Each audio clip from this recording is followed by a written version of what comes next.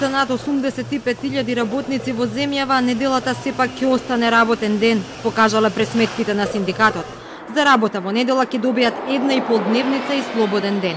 Тие се во тие 34 дејности за кои владата, синдикатот и работодавците се согласија дека нема да важи правилото недела неработен ден. За сега се знае дека во недела ќе работат аптеки, болници, транспорт, медиуми, бензински станици, хотели, ресторани, пожарникари, дејности од јавниот ред и безбедноста, погребални предпријатија, зоолошките, фармерите и други. Нема да работат големите трговски центри, освен аптеките и рестораните во нив, но и кафулињата и маркетите. Се кршат копијата дали да се прошири листата на дејности за кои недела нема да биде неработен ден, а тоа ќе се знае до крајот на неделава, кога пак ќе треба да се состане економско-социјалниот совет. Наша интенција е сите овие што ќе работат на броени дејности во денот ден на слободен одмор да им биде саботата или понеделникот. Дневницата да им биде зголемена минимум за 50%.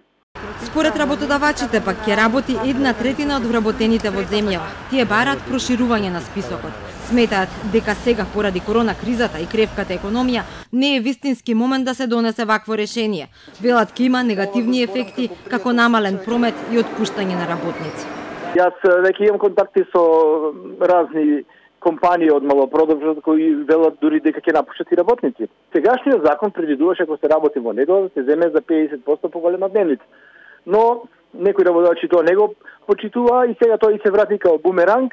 Веќе стигна и првите реакции. Од Занајчиската комора бараат проширување на листата на дејности кои ќе можат да работат во недела.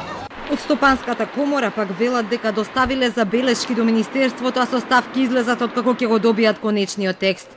Компаниите, нивни членки, укажале дека тоа ќе влијае на нивната продуктивност, конкурентност, а може да биде доведена во прашање и атрактивноста на земјава како дестинација за странски инвестиции.